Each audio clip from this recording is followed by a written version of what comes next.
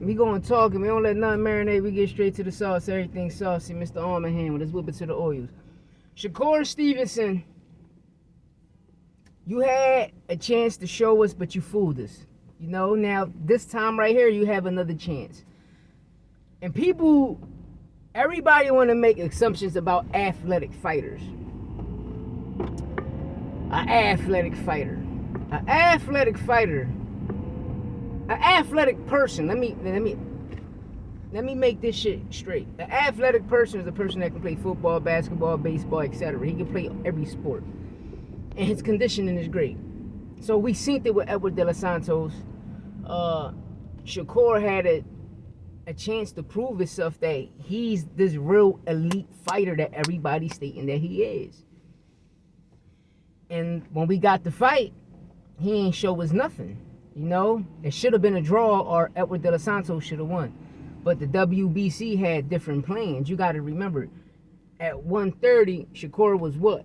At 126, Shakur was what? What titles did he held? So, of course, he already got a relationship with the WBC, so it was only right for them to reward him with the title at the time. But that Edwin de los Santos, you didn't beat him. It was a robbery. You didn't beat him. Now we have Floyd Scofield.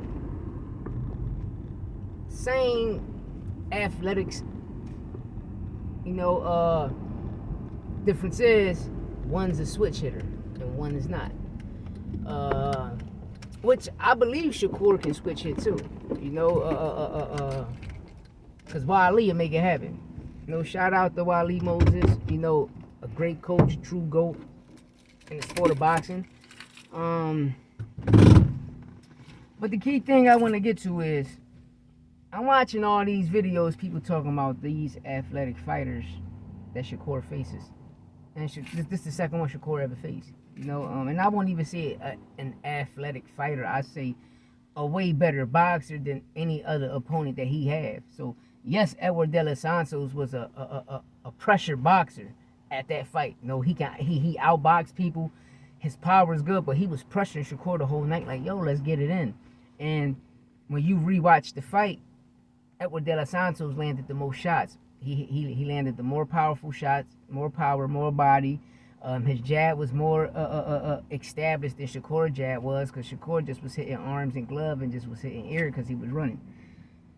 So with this Floyd Scofield situation, I peep what Shakur see. And I keep telling people, only problem was with Devin Haney, it happened earlier than Floyd Scofield. And I'm talking about, see, Floyd Scofield got knocked down. But the legs mean everything. The legs mean everything. But you got to get him to that point. You understand me?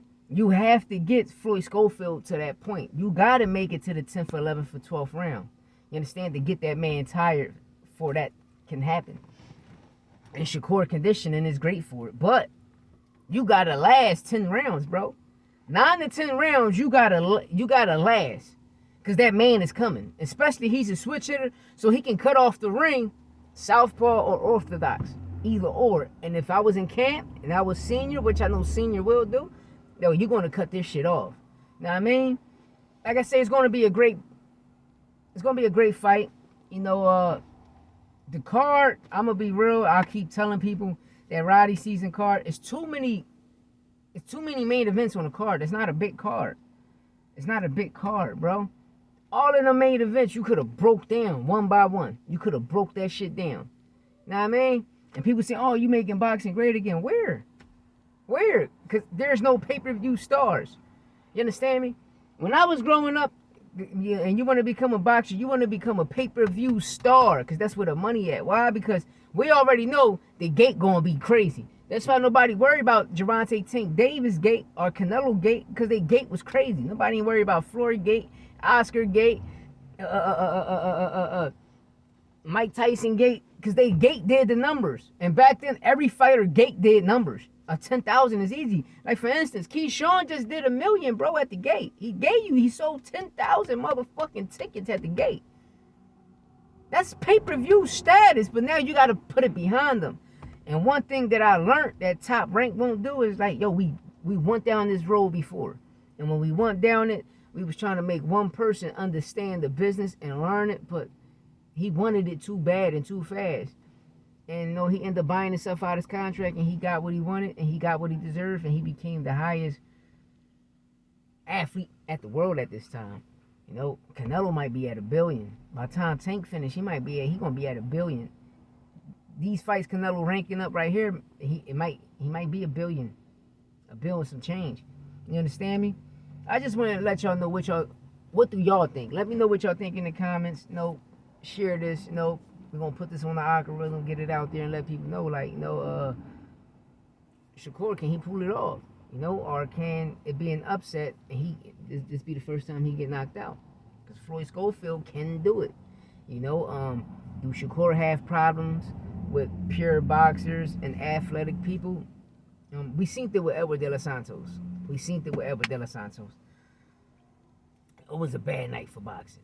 And that's your trilogy. So we need you. If you beat this guy right here, Floyd Scofield, we need that Edwin De Los Santos rematch, because Edwin deserved it. Besides anybody else you fight, Edwin De Los Santos deserved that rematch. And you got to prove to the world that you're a better fighter and you really did beat him. Because that's the only thing about Pretty Boy Floyd. Anything was close, he came back in the second fight and beat the dog shit out you. So Shakur, the ball is in your court. I'm not worrying about no knockout. All I'm worrying about is you listening to your grandfather. If you listen to your corner, the knockout will come. Listen to your corner, the knockout will come. But if you don't listen to your corner, you're going to have a rude awakening, baby. That rude awakening going to be so real, man. You're going to have a rude awakening, bro. I promise you, you're going to have a rude awakening, because you're going to have to survive till that boy get tired.